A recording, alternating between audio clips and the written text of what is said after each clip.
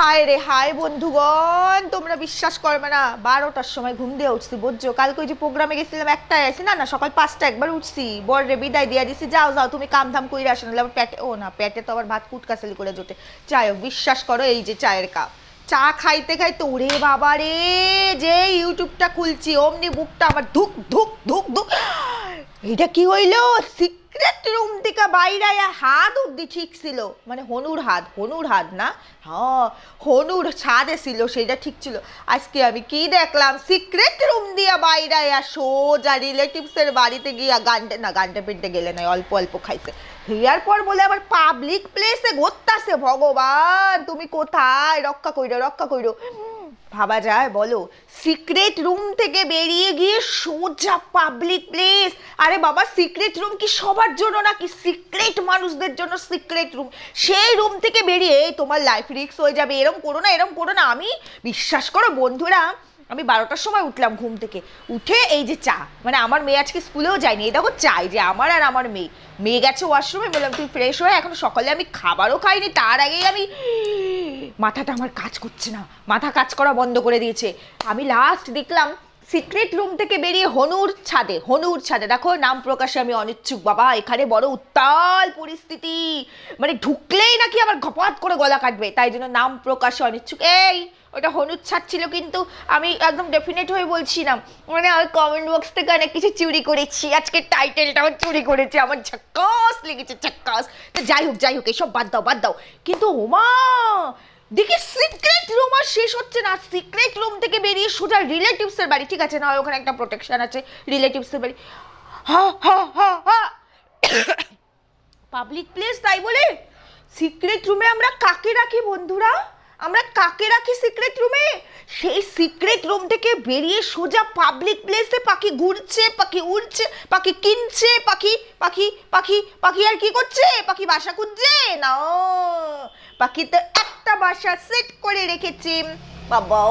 পাখি আজকাল সেলিব্রিটি হয়ে গেছে, সেলিব্রিটি। আচ্ছা আমি একটা সরি, আমি একটা কোশ্চেন শুধু জানতে চাই, এই যে আমাদের পাখিটি, মানে সিক্রেট রুমে থাকা সিক্রেট পাখিটি, এই তোমার ল্যাঙ্গুয়েজটা অ্যাকচুয়ালি কি গো? I am a very confused. তুমি ঠিকঠাক বলো তো, তুমি ঠিক কি ভাষী?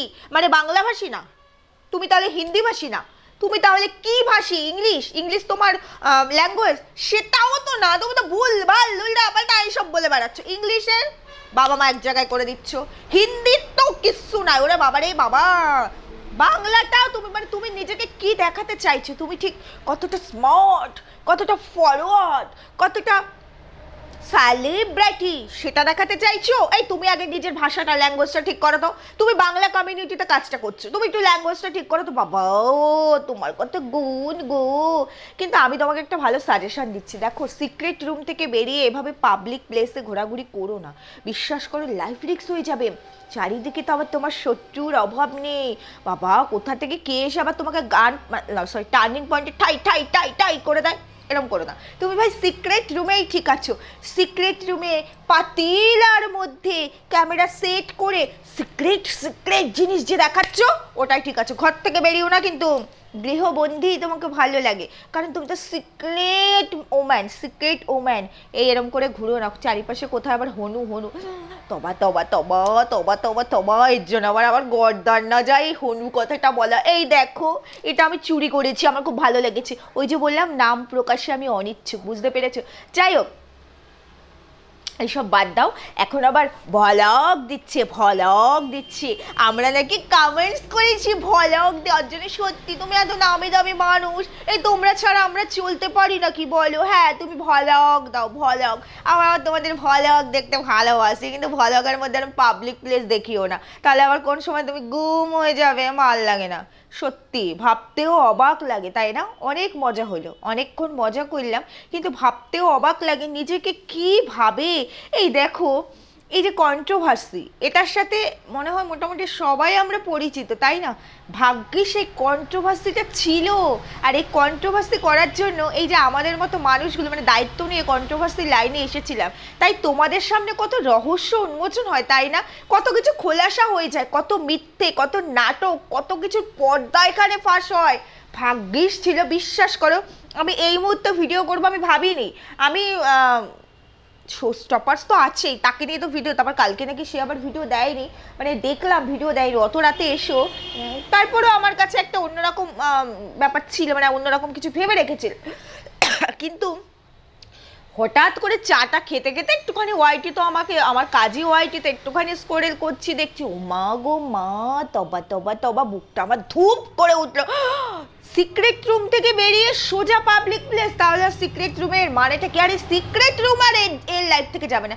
বলছি কি তোমাকে আবার কি বলবো বলো তো, তোমাকে ঠিক কি বলবো, তোমাকে এই বলাটা নিয়েও আমার বড় কনফিউশন, মানে আমার আবার গর্দান চলে না যায় সত্যি কথা। মানে এখন ঘটনাটা কি ঘটেছে বলো তো, ঘটনা হচ্ছে এরকম, ওই যে কি জানি গানটা জানি কি ছিল, রাধাকৃষ্ণ প্রেম কি করে না, মানে ও ঘটনা এমনি ঘটে না, ও বন্ধুরে এক হাতের তালি বাজনা, রাধাকৃষ্ণ প্রেম কি করে না। তো রাধাকৃষ্ণ প্রেম করে সেটা মানে সবার সামনে, ওই যে সিক্রেট রুম থেকে বেরিয়ে পাবলিক প্লেসে। কিন্তু ওই রাধাকৃষ্ণ প্রেম লীলা নিয়ে যদি কথা বলতে যাই তাহলে নাকি গর্দান যাবে। মানে কে প্রেম করছে, কার সাথে প্রেম করছে, মানে কে কাকে বিয়ে করছে, মানে কে কিভাবে থাকবে তুমি বলতে পারবে না।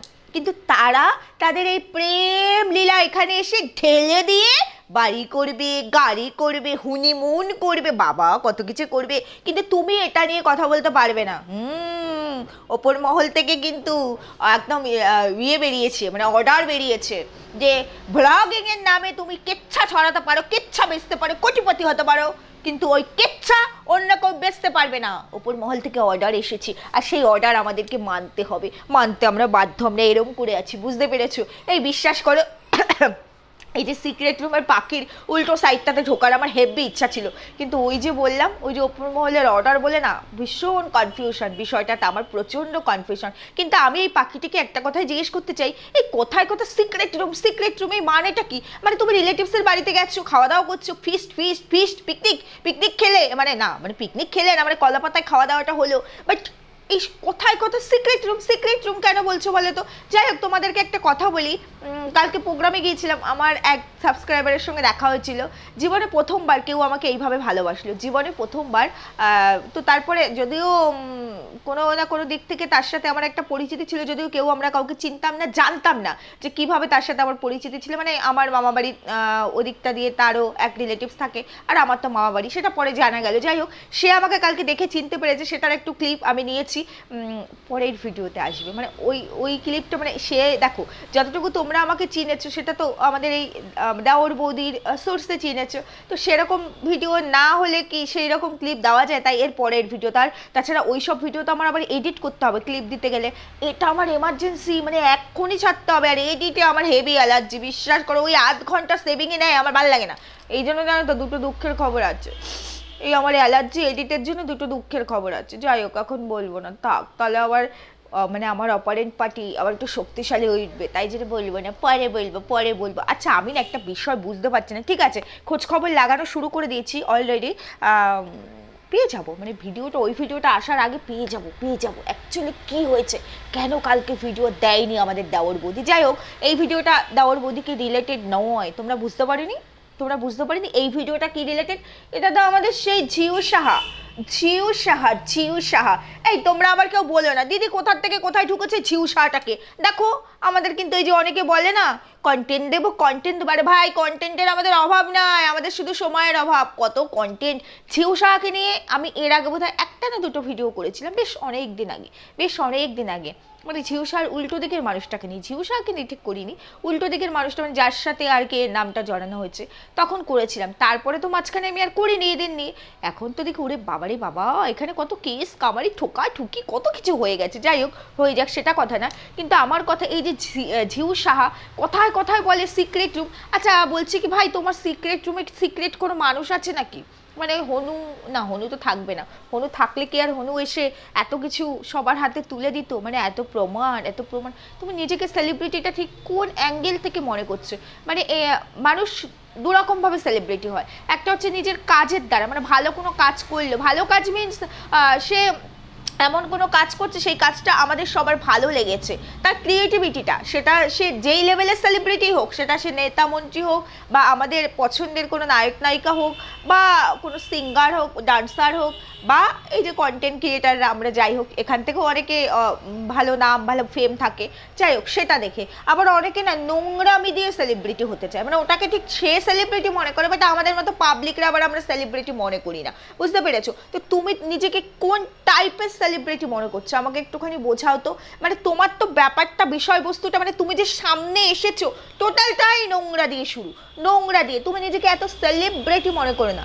আসলে এই যে তোমার নামটা যার সাথে জড়িয়েছে না, এই যে তোমার, তুমি ভাবছো যে ও না আমরা তো আবার তোমার বেঁচে খাই, এই দেখো এখানে ব্যাপারটা কিরকম, আমরা দেখি সবাইকেই বেঁচে খাই, তুমি কাউকে বেচো না, না ঝিউ সাহা, তুমি কাউকে বেচো না। তোমার তো চ্যানেলটা মনিটাইজেশনই পায়নি, দেখো আমাদের মনিটাইজ হওয়ার চ্যানেল, বুঝতে পেরেছো? তোমায় বেচলাম কি করে, তোমায় কি করে বেচলাম? ও না তোমায় বেচলাম, এই দেখো আমরা তোমায় বেচছি বলে না তোমার ওই সামান্য সাবস্ক্রাইবারটা কোনো ম্যাটার না, সেটা হতেই পারে, স্টার্টিংয়ে সবারই তাই থাকে, কিন্তু তোমার দেমাগ, তোমার অহংকারের জন্য বলছি সেই চ্যানেলে তোমার সাবস্ক্রাইবারের থেকে ডাবল ট্রিপল ভিউয়ার্স হচ্ছে। কেন বলো তো, কেন বলো তো? কারণ আমরা না তোমাকে একটু তুলছি, একটু মাপছি, তোমাকে যখন ধপাস করে ফেলবো লাড্ডুতে এসে পড়বে। দেখেছো দাদা বৌদি, সরি দাওর বৌদি, দেখেছো তো? তুলে ওই জায়গায় নিয়ে গেছি, যে ধপাস করে ফেলেছি, ভিডিওই দিতে পারছে না এখন। তোমার পরিস্থিতি তো আরও, এ তো তাও অনেক দূর নিয়ে গেছি, এ ছিল মোটামুটি একটা র্যাঙ্কিংয়ে 30-35 হাজারে, তোমার তো একেবারে 1,500 হয়নি। তা তুমি এত লাফিও না, তোমাকে আমরা তুলছি। আর সব থেকে বড় কথা, তোমার চ্যানেলটা কেন ভিজিট হচ্ছে জানো তো? কেন ভিজিট হচ্ছে? হ্যাঁ আমরা কন্টেন্ট পাচ্ছি, আর তার থেকেও বড় কথা, যার সঙ্গে তোমার নামটাকে তুমি জুড়েছো সে তো একটা মানে ভালো ইউটিউবার, ভালো মিনস তার একটা ব্যাপক একটা ফেম আছে, বুঝতে পেরেছো? সে একটা অনেক বছর ধরে তার এই এই জগতে, এই মানে এই সোশ্যাল মিডিয়ার জগতে তার একটা পরিচিতি আছে অনেক বছর ধরে। মাঝখানে অনেক কিছু ঘটে গেছে, সবাই সবটা জানে, তার সঙ্গে তুমি নিজেকে কানেক্ট করেছো। ওরে বাবা রে বাবা।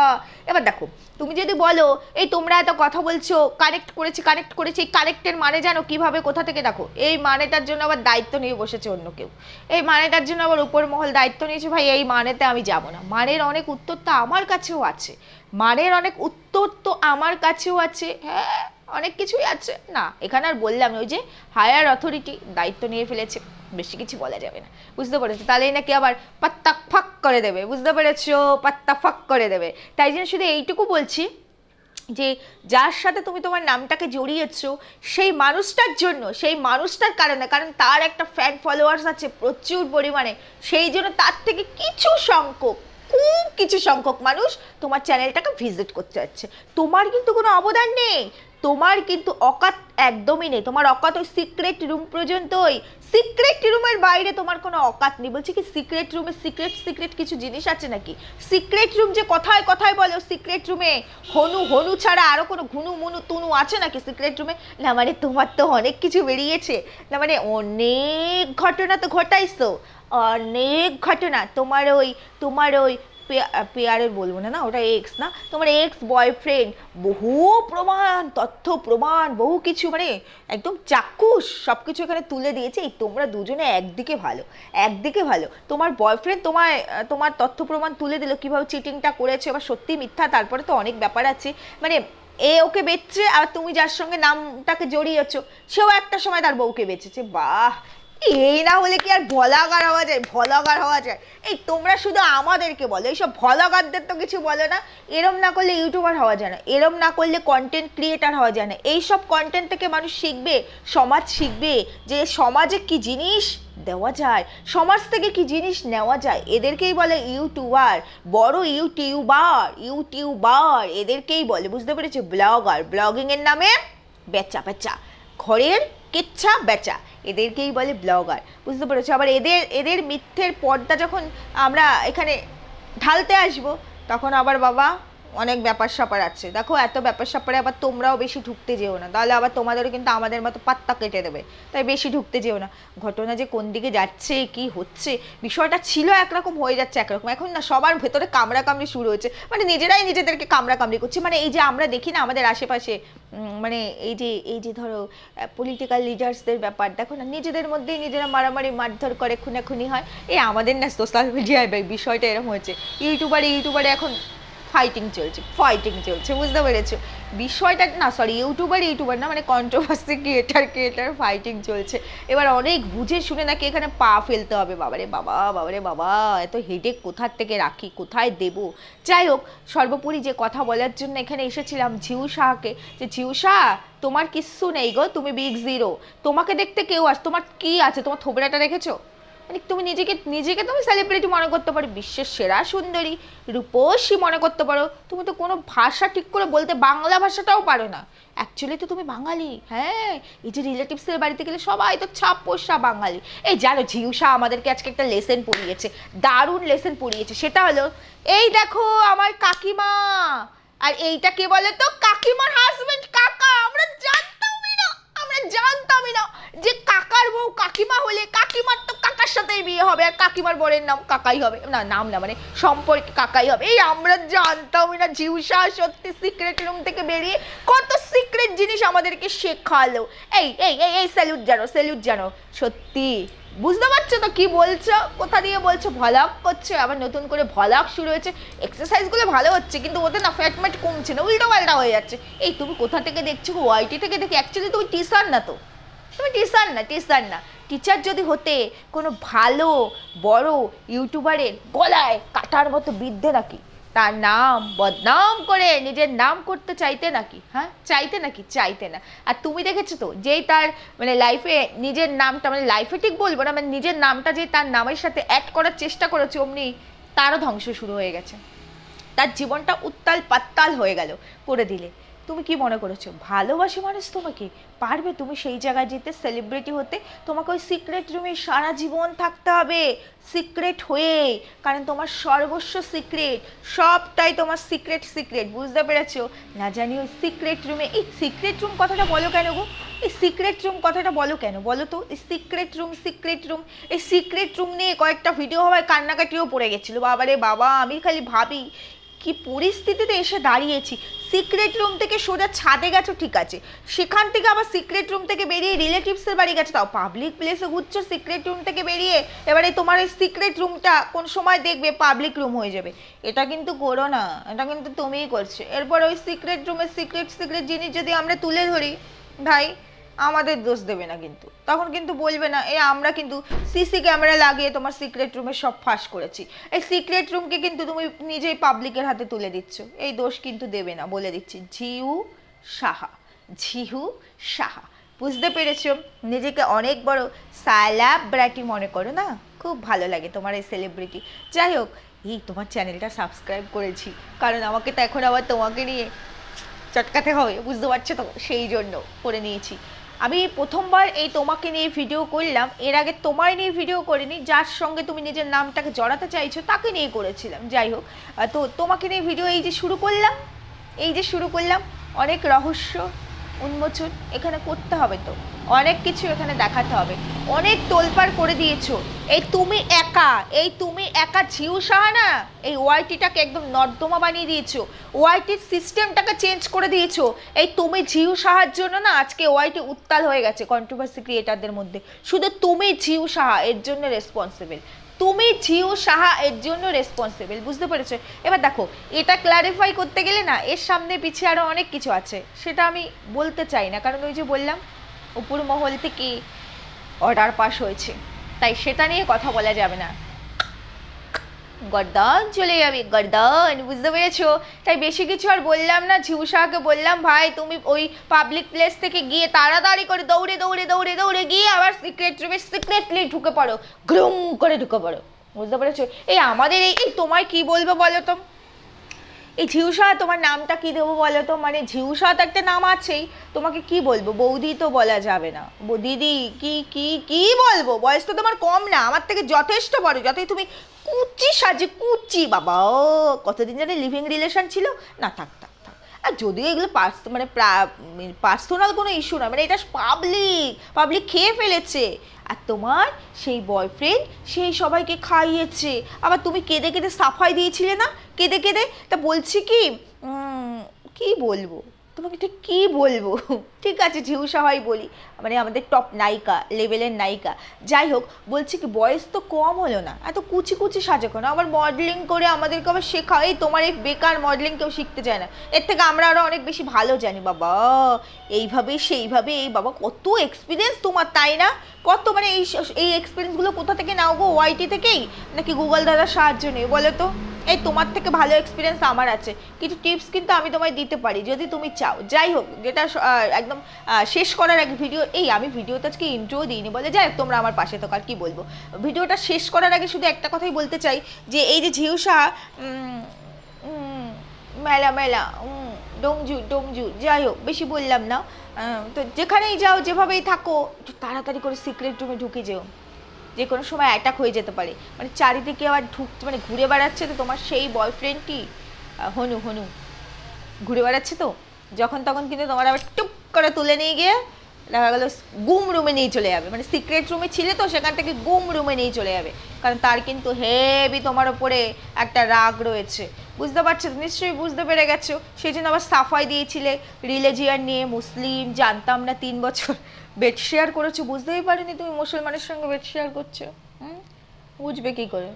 তোমার তো কি বলবো এখন, এগুলো যাই হোক, ক্রমশ প্রকাশ্য আস্তে আস্তে বলবো, সবাই সব জানে। যাই হোক তারপরেও বলছি, মানে কত খেলা খেলতে পারো, কি খেলোয়াড় না তুমি। হ্যাঁ চলো, আমরাও তোমাকে নিয়ে একটু খেলবো এখন, চলো। তোমার কতবারে সেলিব্রিটি, আমরাও একটু দেখি, একটু খেলি। তারপরে যাই হোক, তাড়াতাড়ি চলে যাও সিক্রেট রুমে, নাহলে একেবারে গুম হয়ে যাবে। বন্ধুরা ভিডিও কেমন লাগলো জানিও। বুঝতে পারলে কি না কিছু বুঝলাম না, মানে একদম অন্য একটা টপিক্সের ওপরে ভিডিও করলাম।